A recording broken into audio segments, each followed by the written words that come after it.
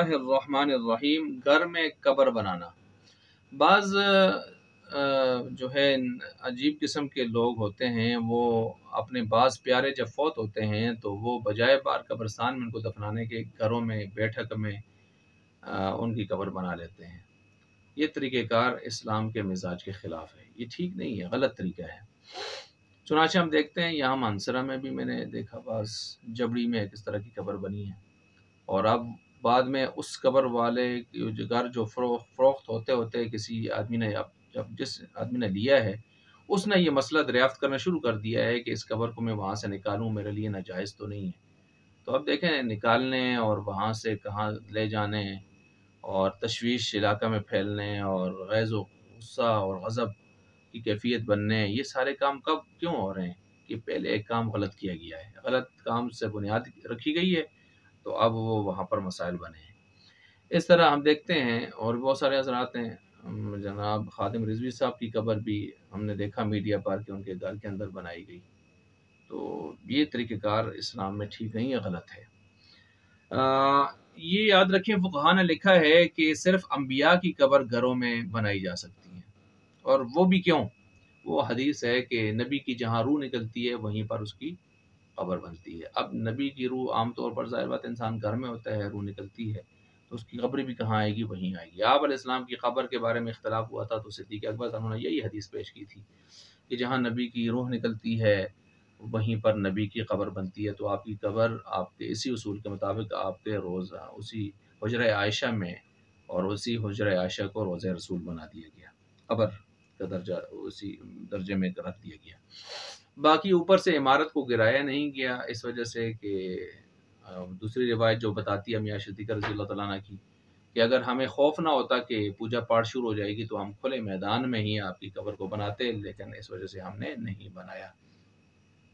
باقی غیر پیغمبر کے لیے تو مسئلہ یہ ہے کہ وہ قبرستان میں کھلی فضا میں اس کی قبر ہونی چاہیے، مناسب جگہ پر۔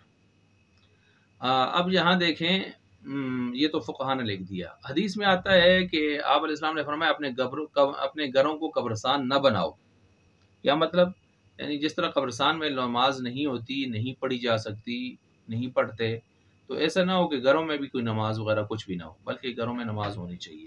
اس کا ایک تو یہ پتہ چلا کہ قبرستان میں نماز نہیں پڑھنی چاہیے۔ دوسرا اس سے یہ پتہ چلا کہ گھروں کو قبرستان نہ بناؤ، یعنی وہاں نماز وغیرہ یہ پڑھو، اور یہ بھی پتہ چلا کہ گھر کو گھر ہی رکھنا چاہیے، گھروں کو قبرستان بھی نہیں بنانا چاہیے، یعنی گھروں میں قبریں بھی نہیں بنانی چاہیے۔ اس حدیث سے ایک مفہوم ہمیں یہ بھی مل رہا ہے کہ گھروں کو قبرستان نہ بناؤ۔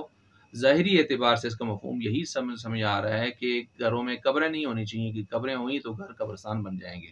اور باطنی مفہوم ایک یہ بھی یہاں پر ہو رہا ہے کہ جس طرح قبرستان میں نماز نہیں ہوتی ہے تو ایسا نہ ہو کہ تمہارے گھروں میں بھی نمازیں نہ ہوں، اس لیے سنت نفل وغیرہ گھروں میں پڑھنے چاہیے، بلکہ گھروں میں علیحدہ سے کوئی جگہ نماز کا جائے مصلی رکھنا چاہیے جو گھر کے نمازیوں کی پہچان ہو، اور ایک جگہ ہو جہاں پر ترغیب ہو، جو لوگ جا کر نماز پڑھا کریں، گھر کے افراد یا مہمان وغیرہ، عورتیں اعتکاف پر بھی پھر عورتیں وہیں بیٹھیں گی۔ اب یہاں پر ایک سوال پیدا ہو سکتا ہے کہ چلیں انبیاء کی قبر تو گھروں میں بن گئی، شیخین کی ابو بکر صدیق رضی اللہ عنہ کی، حضرت عمر رضی اللہ عنہ کی قبر وہاں کیوں بنی ہے؟ تو جواب یہ ہے کہ جس وقت ان کی قبر بن رہی تھی اس وقت وہ گھر نہیں تھے، بلکہ وہ حجرہ عائشہ سے روضہ رسول کی طرف وہ عمارت منتقل ہو چکی تھی، اور حجرہ عائشہ علیحدہ سے ایک سیپریٹ نظام میں چلا گیا تھا، اور اس کو ایک الگ ترتیب سے کر دیا گیا، اس کو مقفل تالا لگا دیا گیا تھا، اور وہ تالا بھی امی عائشہ صدیقہ کی اجازت سے کھلتا تھا۔ تو اسی وجہ سے حضرت عمر رضی اللہ عنہ نے اپنی وفات سے پہلے عبداللہ بن عمر رضی اللہ تعالیٰ عنہ وہاں اپنے بیٹے کو بھیج کر اجازت بھی طلب کی تھی کہ میری میت کو وہاں دفنانے کی اجازت اگر آپ مرحمت فرما دیں، چابی ان کے پاس ہوتی تھی۔ تو گویا وہ گھر نہیں تھا، پھر وہ الگ سے ایک روضہ رسول، ایک قبرستان یا قبر کی جائے قبر کی وہ صورت اختیار کر چکا تھا، تو وہاں پر ان کو دفنایا گیا، اس لیے اشکال نہیں کیا جا سکتا۔ تو بہرحال گھر میں قبر نہیں بنانی چاہیے، اصل مسئلہ یہی ہے۔